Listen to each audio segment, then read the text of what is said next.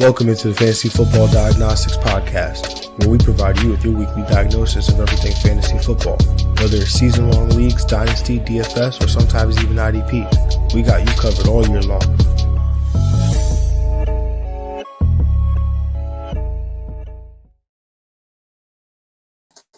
What's good? You know the vibes. Jon Jeune here at the real Jon Jeune _FF. And I'm back with another episode, not just any episode of the Fantasy Football Diagnostics Podcast, but the Thanksgiving Day episode, right? So matchup show, breaking down all the games for the first time this season, because obviously recording this before Thursday. So that's going to include all your Thanksgiving Day games. And we don't have any teams on bye this week. So, nothing to navigate from that front. Obviously, we've had injuries all year long, so we'll have to continue to navigate those as best we can. But tonight, we're breaking down every matchup on the Week 13 slate, the fantasy takeaways, of course, and then my starts for the week for Week 13 to help you set those lineups before Thanksgiving kicks off. All right, so the beauty of this episode is that I think I always overestimate how big of a show it's going to be in terms of the length of time, right? But the beauty of it is similar to Thanksgiving Day leftovers. You don't have to consume this all in one sitting, right? You can consume enough for Thursday to get you through those three games on Thursday on Thanksgiving, and then you can come back for the rest, because we got a Black Friday game, and then we got obviously Sunday, and then we got Monday Night Football, right? So Thanksgiving has always been my favorite holiday. The 3 F's: family, food, football, all in one sitting. Can't really beat that. So before we dive in, if you haven't already, make sure you check out the FFDX Patreon. You can join for free to access the FFDX cheat sheet, or become a supporter for just $1 a month to unlock the weekly waiver wire article, expanded rankings, and the Sunday morning Q&A, where we go over start-sit questions live right before kickoff. Just head over to patreon.com/FFDX. And the beauty of that is this week, right? For the last 3 weeks, we've been running a promotion where everything that you get for the supporter tier, you get just by simply being a member. So you don't have to pay that $1 a month, although I would argue it is probably the best value in the industry for all that you're getting for just that $1 a month. However, through Week 13, you can continue to use or experience all of the FFDX supporter tier benefits through the end of this week, right? So after this week, it'll go back, to exclusively to FFDX supporter members. So, use this as an opportunity to test drive it, if you will, that FFDX supporter tier. So, all right, y'all, grab your plate, grab your lineup questions. Let's get into Week 13 matchup show, Thanksgiving edition, as that is starting now. And Country Boy Jazz 9423 coming in. Hey, do you do start sit for fantasy? Most definitely I do start sits for fantasy. So that's what this show is for. This show is matchup. We go through all the games, all the matchups, but I am taking questions as we are watching, or as you guys are watching live. So if you have questions, definitely feel free to throw them in the chat. K-Space91. Hey man, pick one: Dobbs, Butte, Godwin, and Aaron Jones full PPR flex spot. I'm going to have to go with Aaron Jones there. Just going to trust the volume that he would get. The receiving work. Dobbs would probably be the close second, just given, the matchup there with Detroit. Now, I like Jordan Love in this spot, but, the weapons, it gets a little murky. Jaden Reed might be back, so not really sure what that target share is going to look like. Butte is interesting, although he did seem to take a back seat to Mac Hollins last week. So I'm going to let that one sort itself out one more week before I go after New England players not named, or New England wide receivers not named Stephon Diggs.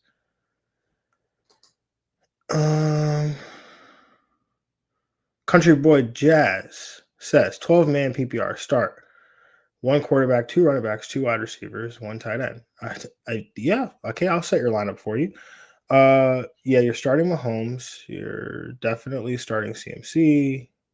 I believe that's Aaron Jones, Kenneth Walker, Trey Tucker, Trey Benson, or Chris Rodriguez, wide receiver, Olave, Diggs, Pierce, Jennings, Burden, Terry, Godwin, tight end, Barner, Otten, Waller, and defense, Rams or Packers. Okay, so your quarterback's obviously Mahomes. Your 2 running backs, obviously CMC, Kenneth Walker. Benson's not playing, so definitely not going to be Benson. At wide receiver, got to go Olave. I'm curious to know if Terry does end up playing, but that game's on Monday night, so maybe you can't wait. Or that game is Sunday night. So okay, so I think either way, I'd probably go Diggs there, right? But you have Terry as Terry to Diggs as a pivot, and then at tight end, I would say Waller with Otten as the pivot, and then the defense, I would pick the Rams. All right. Okay. So I'm going to get into some more questions, guys. I promise. I do want to start with the show. So we will get to questions. I promise you that we will get to questions. Just want to get going with the show here. So last week, not the best week in terms of the matchup show. We gave out 12 recommendations. We had what you would call 5 big misses. So 5 guys that missed their ECR by 10 spots or more. Included in that were the Raiders defense, Bashaw Tootin, Mark Andrews, Cade Otten, Alec Pierce, Bryce Young, David Montgomery. That was gross and atrocious. Well, Bryce Young, David Montgomery, they were both misses, so they just missed their ECR outright, not by the 10 spots or more, but still, all these guys, single-digit PPR points, not a single one of them scored more than 8.3 fantasy points. In terms of the big hits, we had Emmanuel Wilson, ranked as the running back 20, finishes the running back 3. And then we had Kenneth Walker, Jawan Johnson, Luther Burden all beat their ECR outright. And then Jake Ferguson, who we had as somebody we were not as confident in, he actually tied his ECR outright, finishing as the tight end 9. So there's some interesting weather in this game, or this week, I should say. It's Thanksgiving week. It usually, we're approaching December, so it usually starts to get a little the weather starts to become more of a concern this time of year, right? So if you just be mindful, you got guys playing in games, pay attention to the weather because it could change as we get closer to kickoff in some of these games.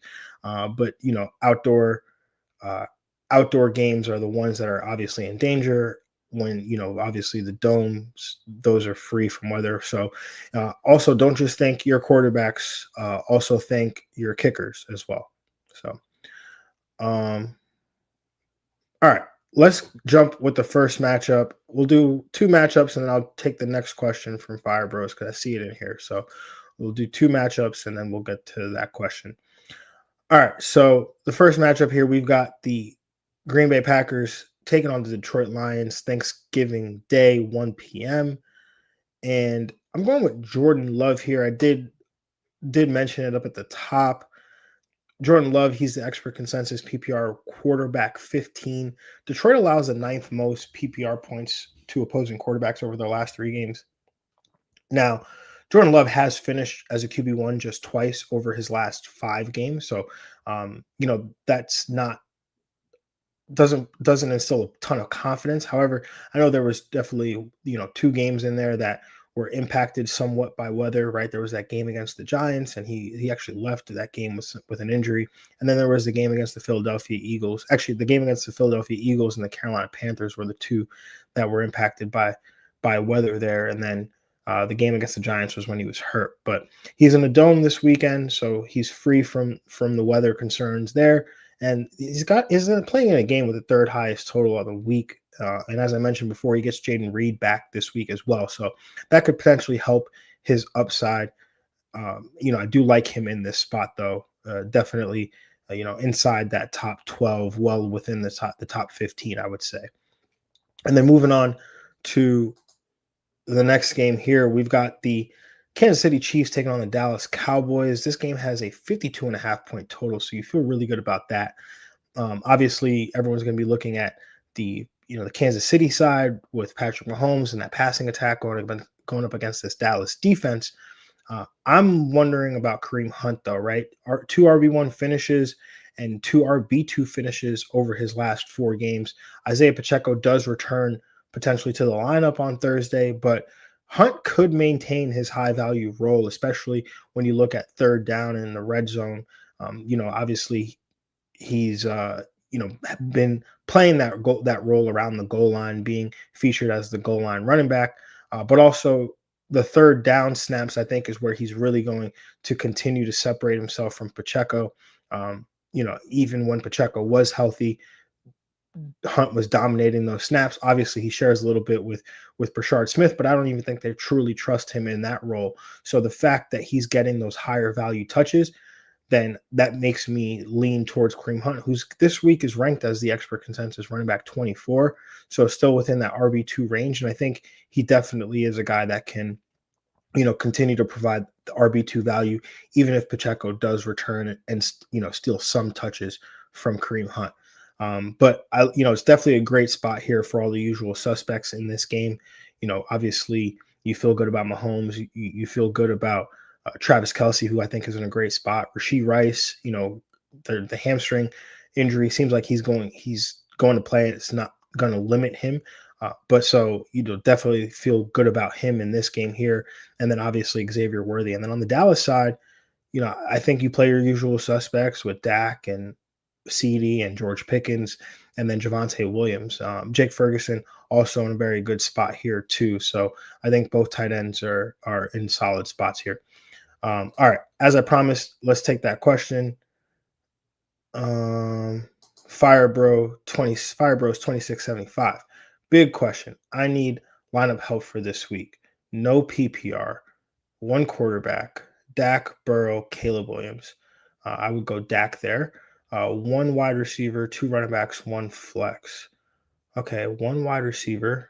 Your wide receiver options are Michael Wilson, T-Mac, and Devontae Smith. Devontae Smith's on the injury report with a shoulder injury right now. I think you just stay in the flames here with Michael Wilson. I get it.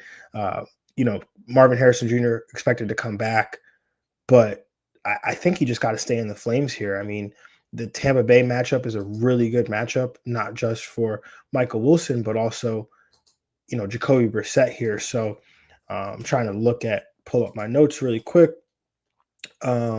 Michael Wilson, Arizona. Tampa Bay allows the most fantasy points, PPR points, to opposing wide receivers over the last 3 games. I know you said non-PPR, so let's go check where they're at in that scoring format. Tampa Bay rather ranks as still the number 1 matchup for opposing wide receivers in standard scoring as well. So definitely feel good about that. And then when you look at the running backs you have here, Chase Brown and Genty is that's tough with that Chargers defense. But the Chargers 12th most fantasy points allowed in standard scoring to opposing running backs. So maybe you can go there. Oh, I didn't see Rico there too. Yeah, so I like Rico always. So Chase Brown, Rico, and then for your one flex, Carolina is playing. Who does Carolina play this week? Oh, Carolina's playing the Rams versus. I'm thinking Genty or T-Mac. I think I would just go Genty there. I think especially standard scoring. I'm always just going to tend to lean towards the the running backs there in that format. All right, appreciate the questions. And how are you? That's not me asking. That is somebody's YouTube name here. So Love could be sneaky. Yeah, he seems to pass it well in expected situations, and Jacobs could struggle against a heavy box team like the Lions. Totally agree with you there. And then you have a question. 12-team full PPR redraft. Trade away Jon Jennings and Henderson for Justin Jefferson. Ooh, starting running backs are Derrick Henry and Josh Jacobs. Starting wide receivers are Lamb, Rice, and A.J. Brown.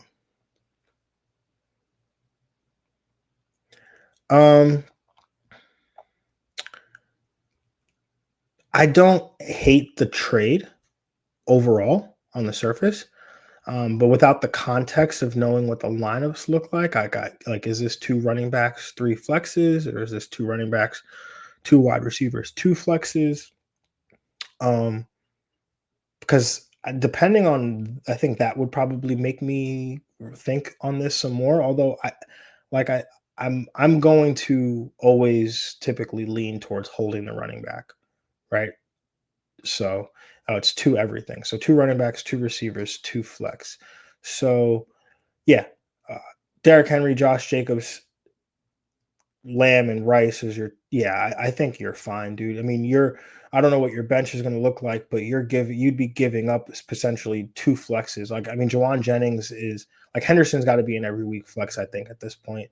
And then Jon Jennings, you'd be giving him up, like you'd be turning them into to Justin Jefferson, but then who are you bringing off the bench to then replace one of the guys, right? And Henderson is outscoring Justin Jefferson on a weekly basis right now. So I feel like just based off that alone, right? Like, your team doesn't get better making this trade. I know it's Justin Jefferson. I would love to have Justin Jefferson, just not right now. Can't afford it. All right. Appreciate the questions, guys. Keep them people, because we have multiple people that listen to this show. So everyone who has a question, send them on in. We appreciate them all the same. So next up, we're looking at the Baltimore Ravens against the Cincinnati Bengals. This game has another high total, 51.5. I don't particularly like this game as much as I feel like I should, right? And I think a lot of that has to do with how much I don't like Joe Burrow, particularly this week, right? He's the expert consensus QB8. It just feels a little high for me. I mean, granted, again, first game coming back from injury, I think that's the part to lead with, right? We don't know how fresh he's going to be. I mean, is there a concern of re-injury? That part I'm not really sure of.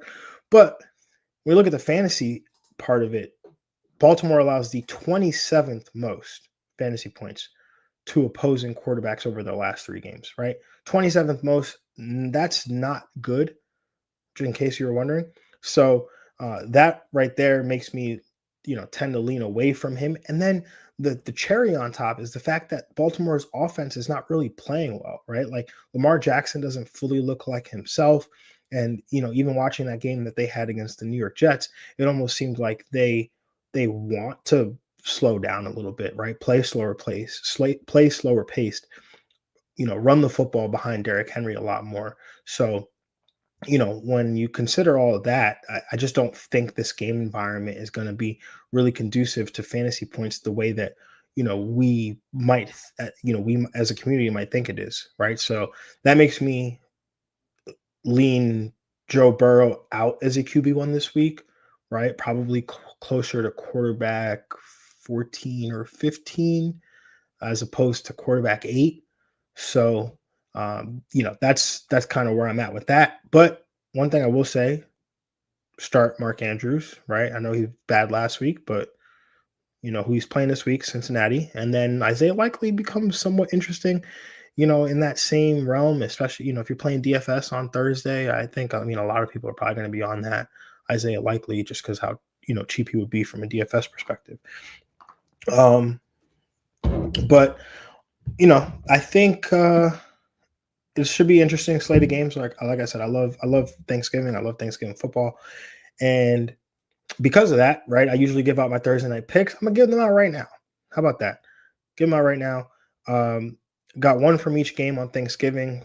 First up, I got Jordan Love alt line of 225 passing yards. I already talked about how much like Jordan Love this week.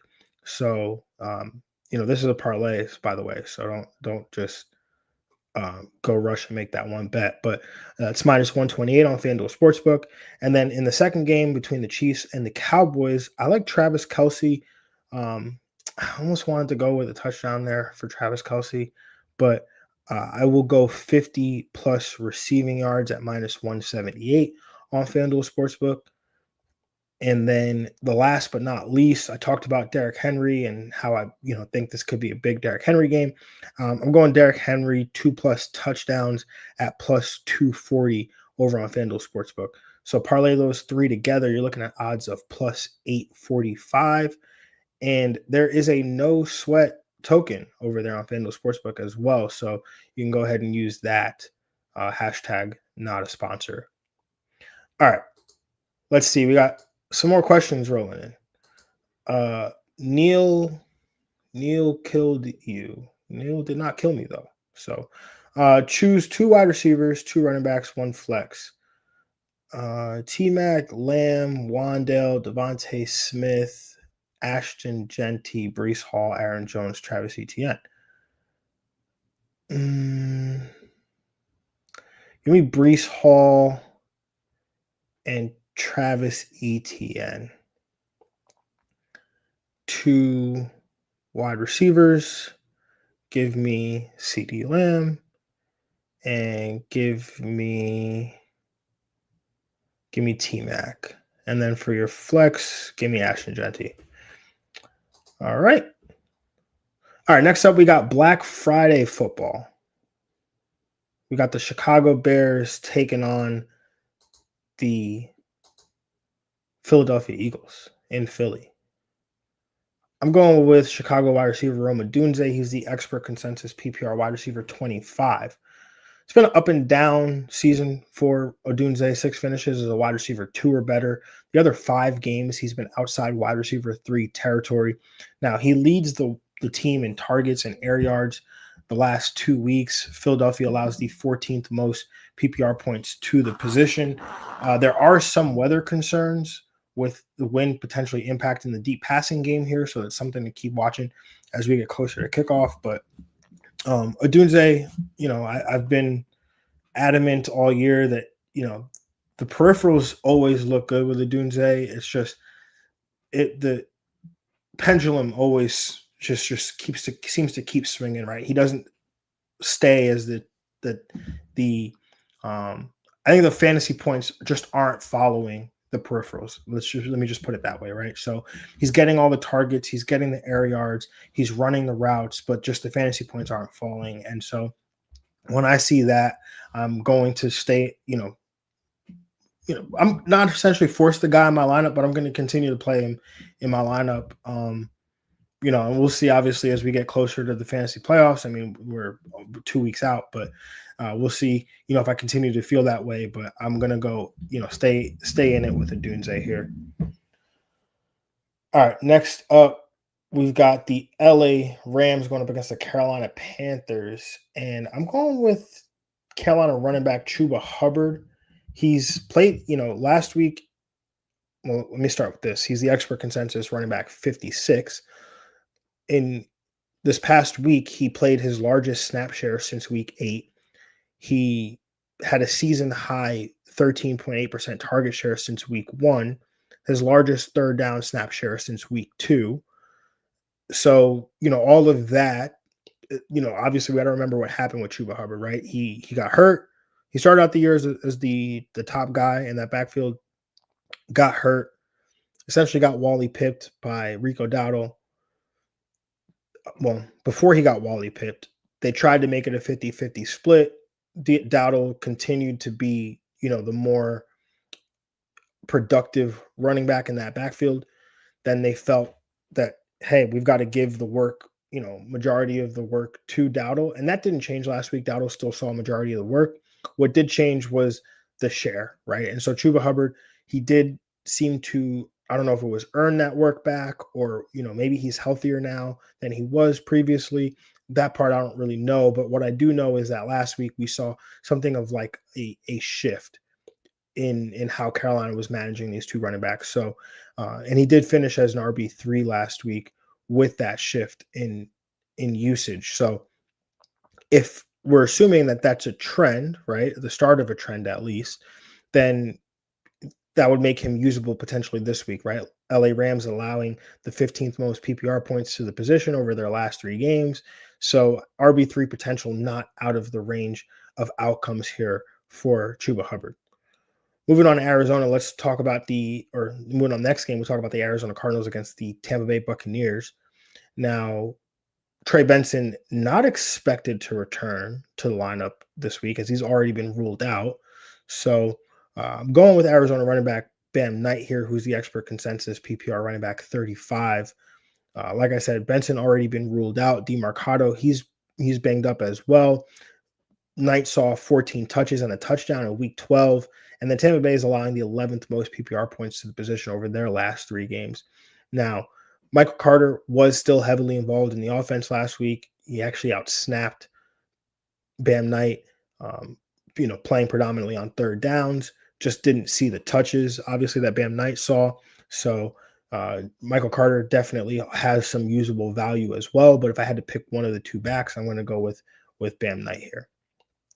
All right, moving on to the next game. Let's talk the Jacksonville Jaguars against the Tennessee Titans. I'm going with Jacksonville Jaguar wide receiver Jacoby Myers, expert consensus, wide receiver 32. Leads the team in targets over the last 2 weeks. Tennessee's allowing the 5th most PPR points to the position over their last 3 games. And then this is a sneaky good game overall here, right? I think, this is one of those games that could go over the 41.5. I like the spot Trevor Lawrence is in. That's probably the first time I've said that all year. Parker Washington, another guy who's, continues to make plays. So I like the spot for him here as well. Chimere Dike, we talked about in the waiver show. We talked about him multiple times this year, at various times throughout the year. But Chimere Dike, he's also in a great spot here, given the matchup against Jacksonville. And then Cam Ward is another player I would consider playing in this game. Now, I'm not talking about your standard 1-quarterback league. If you are playing Superflex, if you are Superflex Dynasty, Cam Ward is a guy I think, he has last week we saw him use his legs more, right? These last 2 weeks, we've seen him use his legs more. Scored a touchdown last week after back-to-back season highs in rushing. So if he continues to do that, plus a plus matchup here against Jacksonville, feel really good about what Cam Ward can do, given the matchup, and then the fact that he's running a little bit more here. So, trying to just pick one guy each game, but the trade off with that is that I then end up recommending ad hoc some of the guys that I also am considering.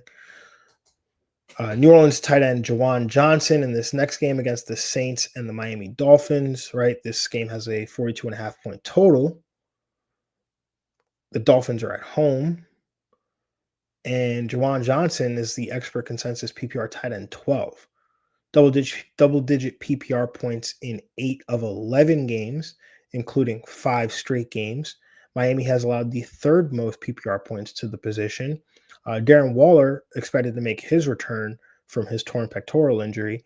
He's in a nice spot here as well against New Orleans. So he's a guy that I would also consider in this matchup. All right.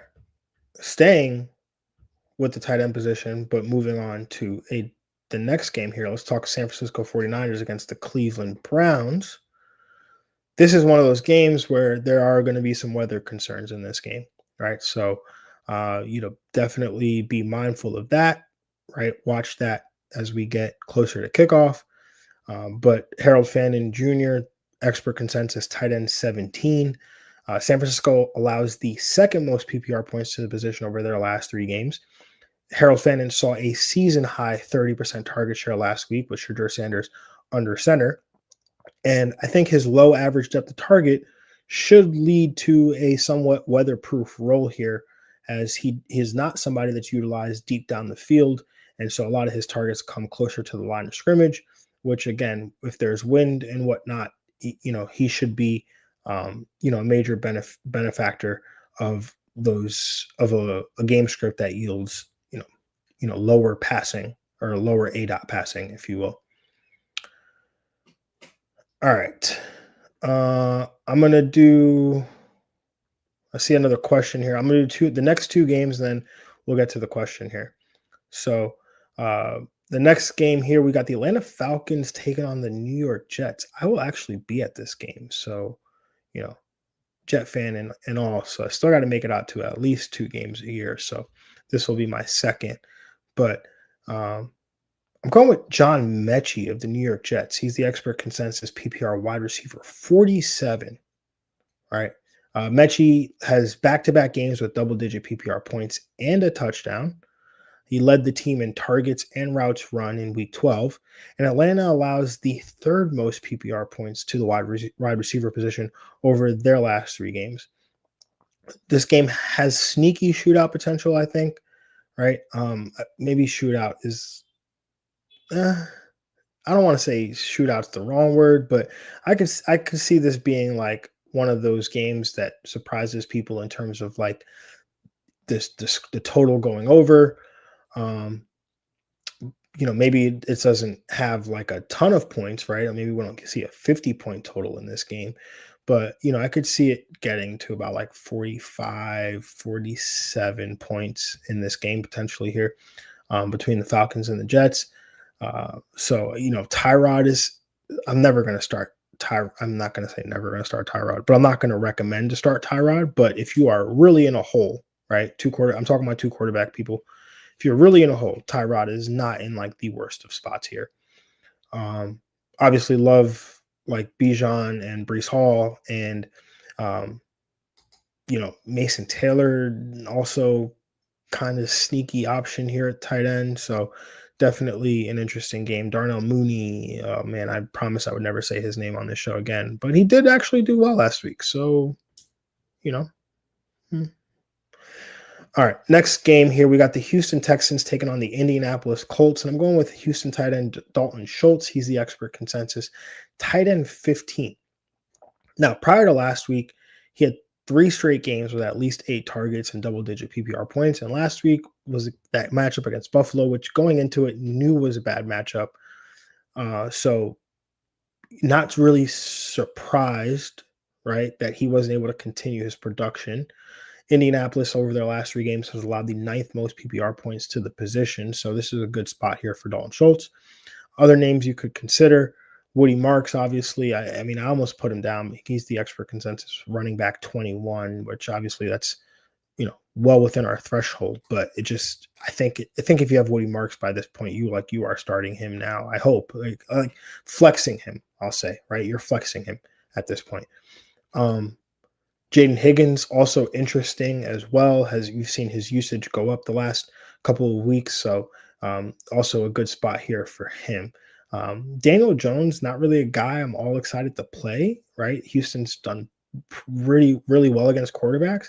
It's a tough spot here, though, because you have obviously the weather concerns in all the other games. This is one of the only games that doesn't have weather concerns. So, like, would you rather take the quarterbacks in this game, or would you rather take the quarterbacks that are playing in some games that might be subject to poor weather, right? So I think it's one of the things to consider. I said this last week, I'll say it again this week. I would play Jacoby Brissett over Daniel Jones, right? I would probably play Jacoby Brissett over a lot of people. So anyway, like as I said, let's get to the next question here before we move on to the 4 p.m. games. Can you see Barkley running well on Friday? Good matchup, but Lane Johnson being injured is a huge negative. Yeah, how are you? I mean, I would tend to agree if it wasn't like one of the best running backs on the planet. Obviously, Barkley has not been, running as well, I mean, compared to what he did last year. But I mean, if we came into this year expecting him to get 2,000 yards again, I think we were fooling ourselves. Now, he did mention that, he's himself said that he's in a bit of a funk right now. But like you said, the matchup here is good. So I'm gonna throw him out there and just trust that he gets it done here. against the Chicago defense that over their last 3 games is allowing the 14th most PPR points to the running back position. So, yeah, I'm just gonna continue to go out there with Saquon Barkley and live with the consequences of what happens, good or bad. Appreciate the question. Keep them coming in, guys. People, keep them coming in. People, folks, appreciate y'all. Anyway, let's move on. We got the Minnesota Vikings taking on the Seattle Seahawks. And another guy I'm going back to the well with this week. Let's go with Kenneth Walker, expert consensus running back 23. Now, last week, he doubled Charbonnet in snap share, doubled him in rush share, doubled him in routes, doubled him in third down usage, more than doubled the opportunities, 15 total opportunities to just 6 for Charbonnet. So it seems like the backfield takeover might actually be happening here for Kenneth Walker III. And then on top of that, George Holani was injured last week, which that removes another running back from the equation. So I think we can go all in with Kenneth Walker here. If you've been patient with Kenneth Walker and trying to manage, this situation in Seattle, this backfield in Seattle, good for you. And then Minnesota allows the 10th most PPR points to the position. How could I forget the matchup? So important, right? Double-digit favorites at home. It just all kind of sets up pretty well for Kenneth Walker here. All right, moving on to the next one. Let's talk about the Pittsburgh Steelers hosting the Buffalo Bills. And I'm taking from one Kenneth to another. Pittsburgh running back Kenneth Gainwell. He's the expert consensus running back 25. Now, outsnapped Jaylen Warren in week 12, has seen 14 targets combined the last 2 weeks. Mason Rudolph starting possibly, maybe, and that also might be good for him, right? I feel like with Mason Rudolph starting, it's like it almost seems like they go to this running back heavy offense, which totally makes sense. And they use Kenneth Gainwell a lot as a receiver in those situations. So I think, if Rudolph gets another start here, which it seems like it's trending towards that direction, then Kenneth Gainwell is a solid play. Even if Aaron Rodgers starts, I think Kenneth Gainwell is a solid play. Just given the matchup here, Buffalo allows the 3rd most PPR points to the position over their last 3 games. All right, let's move on to the next game here. We've got the LA Chargers hosting the Las Vegas Raiders. And I'm going to go with a guy that probably people don't want to hear me say. Yeah, probably don't want to hear me say the name. LA Chargers wide receiver Quentin Johnston, expert consensus wide receiver 37, had exactly 0 PPR points in week 11 before the bye week. However, this game is at home. He's favored, good weather, saw 10 targets in week 10 in what's projecting to be a similar game script here, right? They blew out the Steelers in week 10. They could potentially blow out the Las Vegas Raiders here. And over the last 2 games, he leads all LA Chargers wide receivers in snaps, routes, and targets, right? Las Vegas allows the 12th most PPR points to the position over the last 3 games.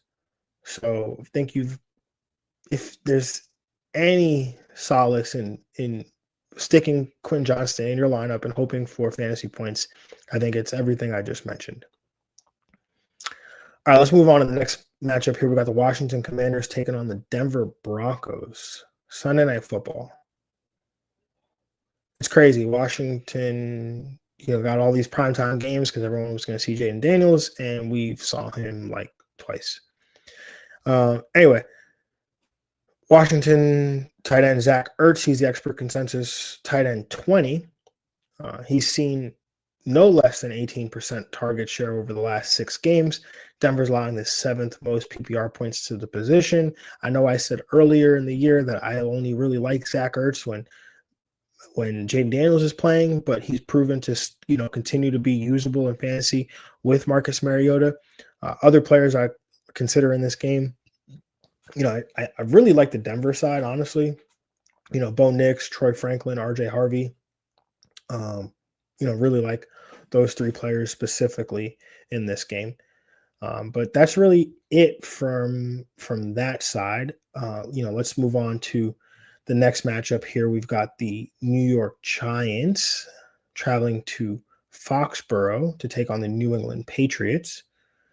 And I'm going to lean on a guy here that we talked. I can't remember if we talked about him last week. Did we talk about him last week?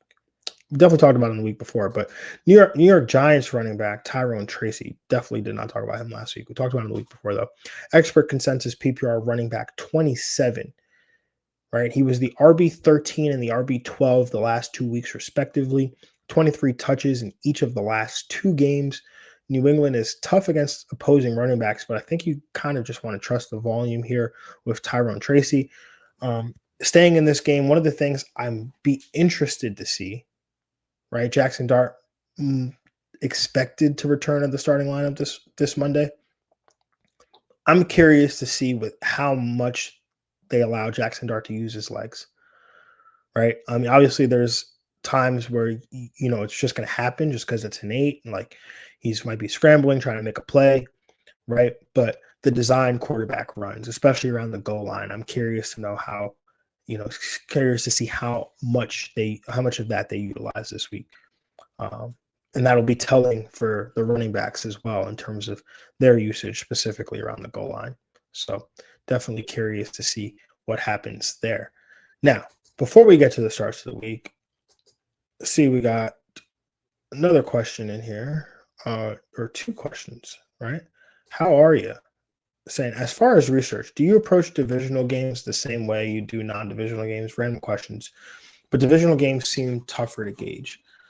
That's an interesting question. How are you? Yeah, like I get your point for sure. And I think in terms of analysis with divisional games, if there's like trends with divisional games, right? Like, this is probably a bad example, but like Joe Burrow historically playing well against the Ravens, right? Like, that might be a trend that makes you think, oh, okay, well, Baltimore has played, really well against opposing quarterbacks the last 3 weeks, but Joe Burrow always plays well against he's recent weeks, he's played well against, or recent years, I should say, he's played well against Baltimore.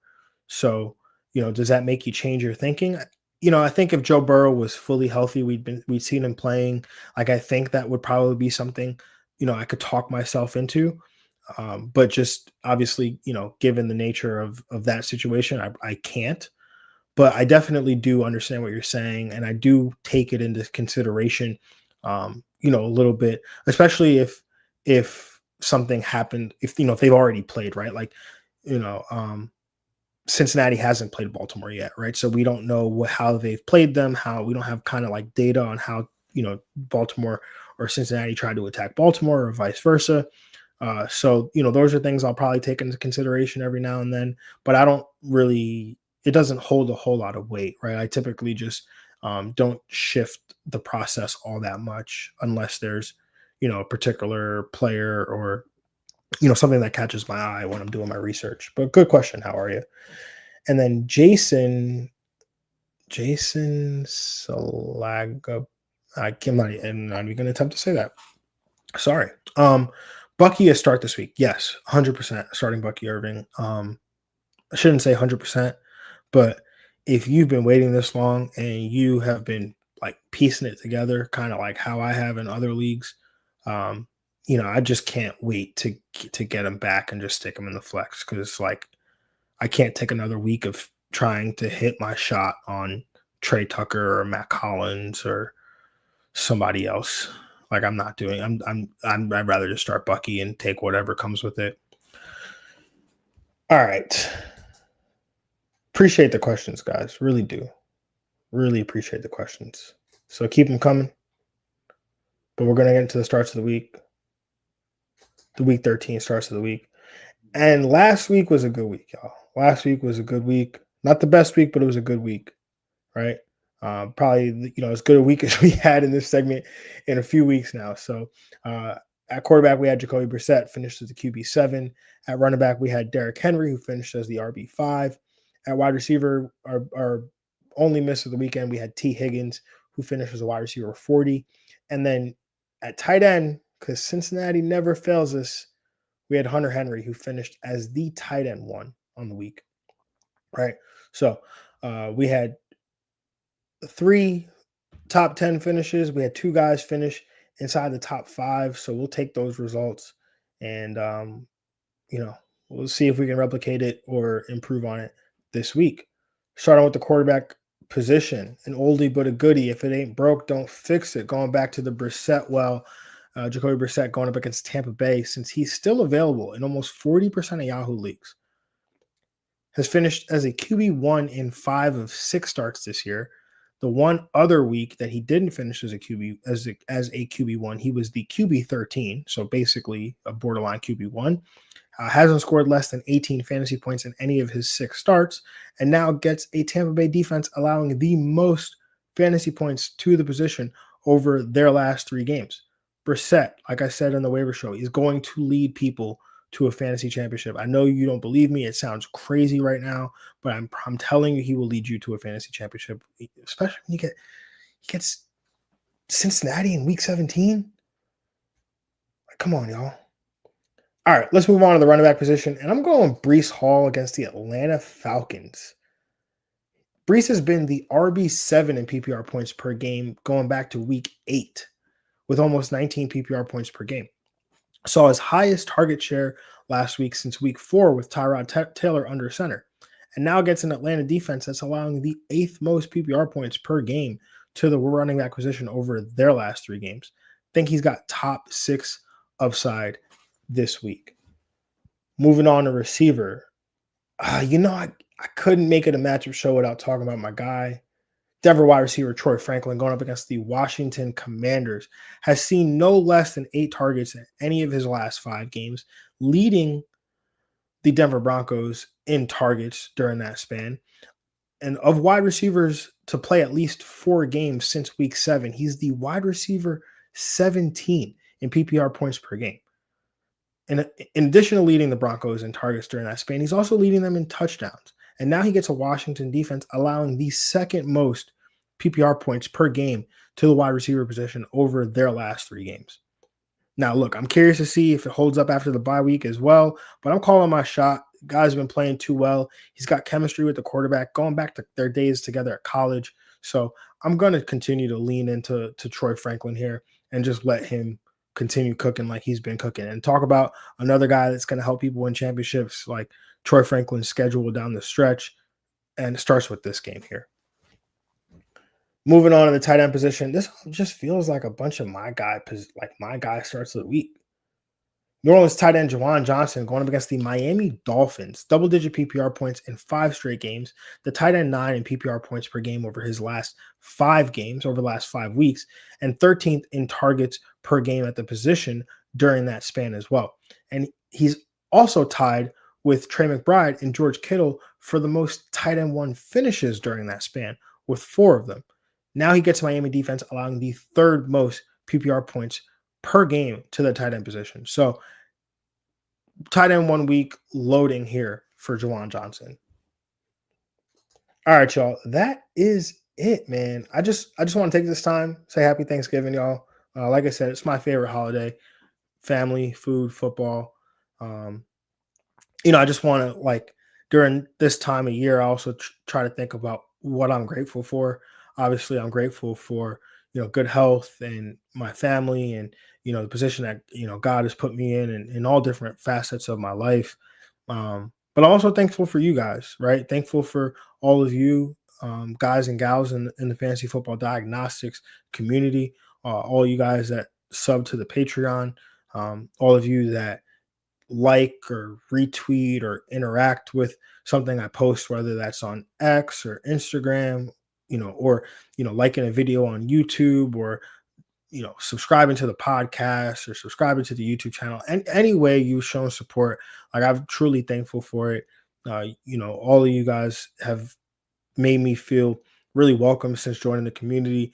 I always was told to do this, 5 people are listening or watching, or 5 million people are listening or watching.